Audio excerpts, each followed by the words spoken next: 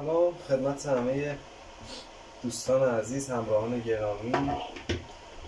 بچه ها توی این ویدیو اومدم واسه تعمیر یه دونه از این سشوارای صنعتی خدمتتون رسیدم.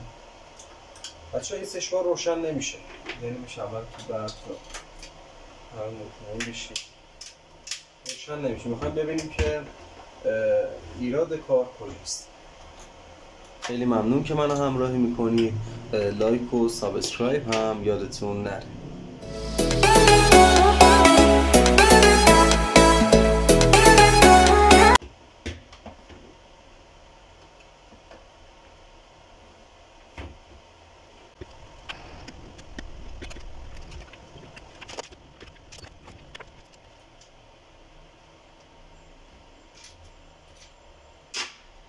خب بچه ها، اول از این که هنوز هیچ چیزی رو چک نکردید داخل دستگاه، میریم سراغ تست سیمش.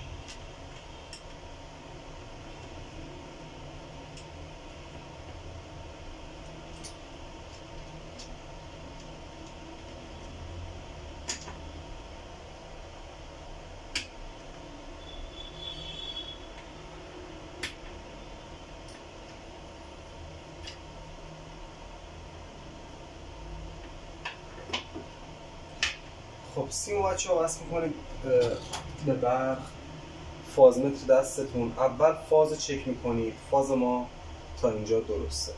بعد واسه اینکه مطمئن بشید که سیم نول سالمه و اینکه ابزاری در اختیارتون نیست، میتونید از یه لامپ مثل من استفاده کنید و اینکه وصلش کنید به سیم مورد نظرتون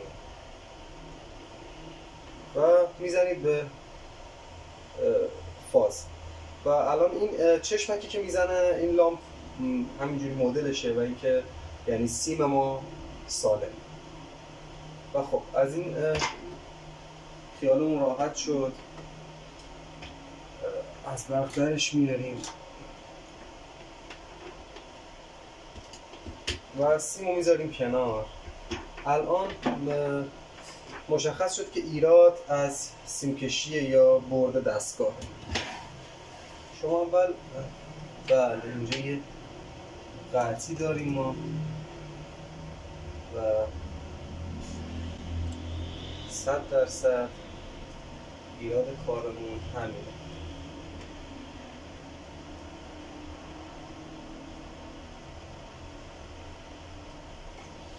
خب بچه ها، قطعی رو دیدیم ما، این سیم قطع شده و ما باید لحیمش کنیم.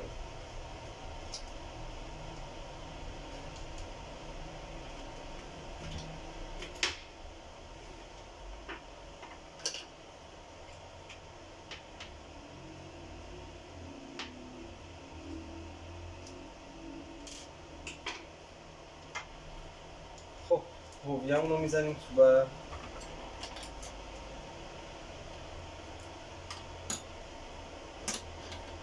تا داغ بشه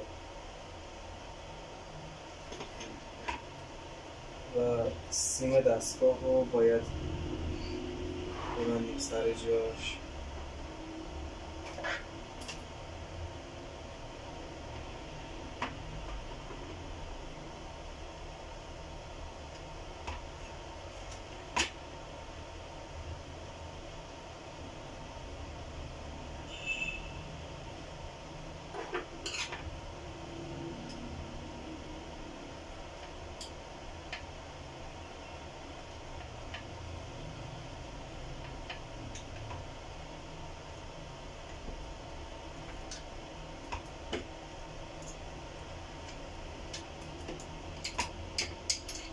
تا هویه‌مون داغ میشه ما یه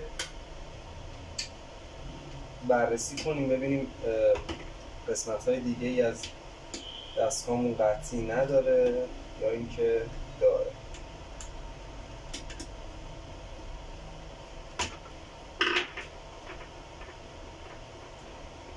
مجددا دستگاه میزنیم تو برق و این سیم محل مورد نظر نزدیک میکنیم.